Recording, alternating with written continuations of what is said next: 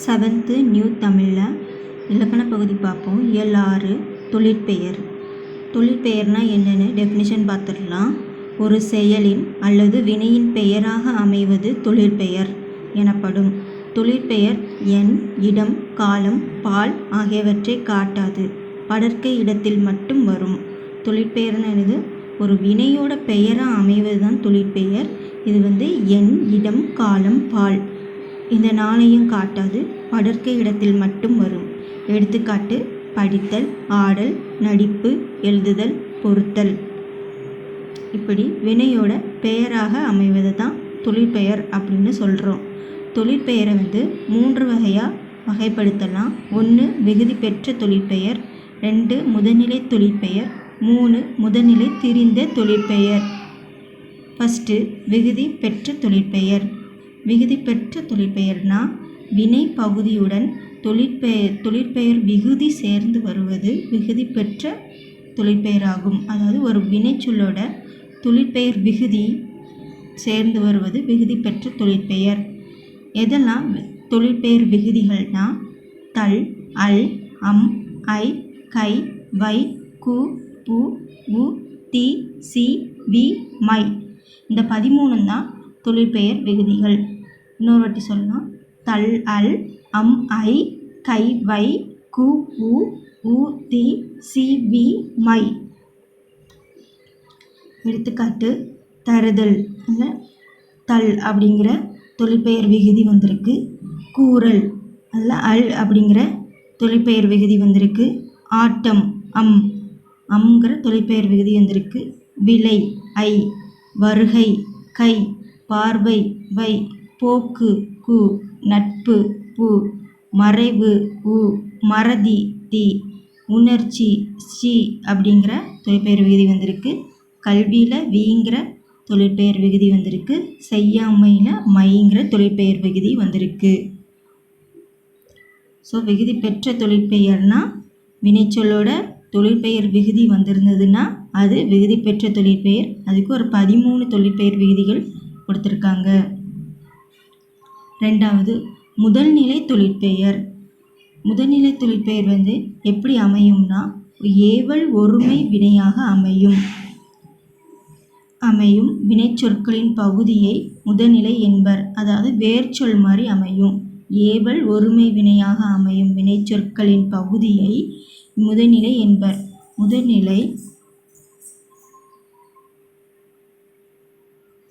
முதல்நிலை எவ்வகை மாற்றமும் பெறாமல் தொழிற்பெயராக அமைவது முதல்நிலை தொழிற்பெயர் எனப்படும். எடுத்துக்காட்டுக்கு: வானில் இடி இடித்தது, சோறு கொதி வந்தது. இது இடித்தல், கொதித்தல் அப்படிங்கிற வினைச்சொல்லோட ஒரு முதல்நிலையாக வந்திருக்கு. அதனால் இது முதல்நிலை தொழிற்பெயர். இன்னொரு சொல்லலாம். ஏவல் ஒருமை வினையாக அமையும் வினைச்சொற்களின் பகுதி தான் முதல்நிலை. இந்த முதல்நிலை எவ்வகை மாற்றும் பெறாமல் ஒரு தொழிற்பெயராக அமையும். ஒரு வாக்கியத்தில் தொழிற்பெயராக அமையும். அதுதான் நம்ம முதல்நிலை தொழிற்பெயர் எனப்படும். எடுத்துக்காட்டுக்கு: செல்லமாக ஒரு அடி அடித்தான். அறிஞர் அண்ணா தம் பேச்சால் புகழ் பெற்றார். இதில் அடிக்கோடிட்ட சொற்கள் விகுதி பெறாமலேயே தம் பொருளை உணர்த்துகின்றன. நெக்ஸ்ட்டு முதல்நிலை திரிந்த தொழிற்பெயர். 3வது முதல்நிலை திரிந்த தொழிற்பெயர்னா முதல்நிலை திரிவதால் உருவாகும் தொழிற்பெயர் தான் முதல்நிலை திரிந்த தொழிற்பெயர். எடுத்துக்காட்டு: தமிழ் படிக்கும் பேறு பெற்றேன். உணவின் சூடு குறையவில்லை. இதில் பேறு, சூடு.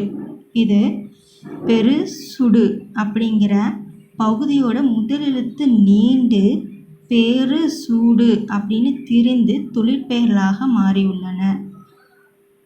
இன்னும் கொஞ்சம் எக்ஸாம்பிள் பார்த்துலாம். விடு, வீடு. மின், மீன். கொள், கோல். உடன்படு, உடன்பாடு. இப்படி குறில் எழுத்து நெடிலா மாறி நம்மளுக்கு முதல்நிலை திரிவதால் உருவாகிற தொழிற்பெயர் தான் முதல்நிலை திரிந்த தொழிற்பெயர் எனப்படும். புக் பேக் பார்த்துடலாம். பின் வருவனவற்றுள் விகுதி பெற்ற தொழிற்பெயர். படித்தல், தல் அப்படிங்கிற தொழிற்பெயர் விகுதி இதில் வந்திருக்கு. பின் வருவனவற்றுள் முதல்நிலை தெரிந்த தொழிற்பெயர். முதல்நிலை தெரிந்த பெயர்னா முதல்நிலை நீண்டு ஒலிக்கும்.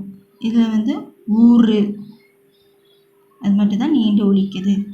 ஓட்டம், அப்படிங்கிற தொழிற்பெயர் விகுதி பெற்றிருக்கு. அதனால் இது வந்து விகுதி பெற்ற தொழிற்பெயர்.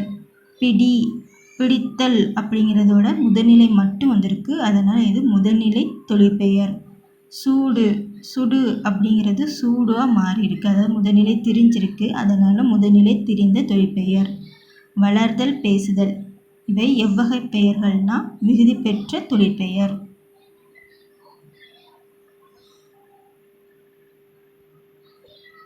இடைச்சொல் ஐயை சேர்த்து தொடரை மீண்டும் எழுதுக. இந்த ஐங்கிறது இரண்டாம் வேற்றுமை உருபு. இரண்டாம் வேற்றுமை உருபு வெளிப்படையாக வந்ததுன்னா அங்கே வந்து வல்லின மிகும்.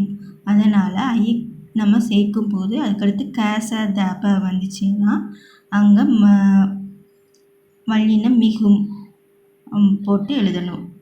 எக்ஸாம்பிளுக்கு வீடு கட்டினான், இதோட ஐ சேர்த்து எழுதும்போது வீட்டை கட்டினான். ஐ வந்து இரண்டாம் வேற்றுமை உருபு வெளிப்படையாக வந்திருக்கு. அங்கே வந்து க வந்திருக்கு. அதனால் வீட்டை கட்டினான் வல்லினம் மிகுந்து எழுத வேண்டும். கடல் பார்த்தாள், கடலை பார்த்தாள். புல் தின்றது, புல்லை தின்றது. கதவு தட்டும் ஓசை, கதவை தட்டும் ஓசை. பாடல் பாடினாள், பாடலை பாடினாள். அறம் கூறினார், அறத்தை கூறினார்.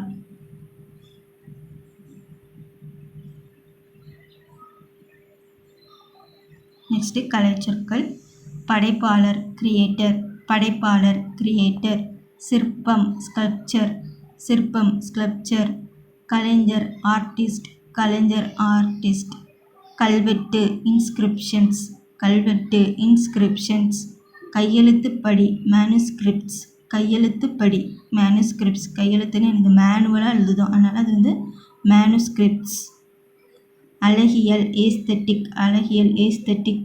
தூரிகை, ப்ரஷ், தூரிகை, ப்ரஷ். கருத்துப்படம், கார்ட்டூன். குகை ஓவியங்கள், கேவ் பெயிண்டிங்ஸ். குகைனா கேவ், அதனால் கேவ் பெயிண்டிங்ஸ். நவீன ஓவியம், மாடர்ன் ஆர்ட், நவீன ஓவியம், மாடர்ன் ஆர்ட்.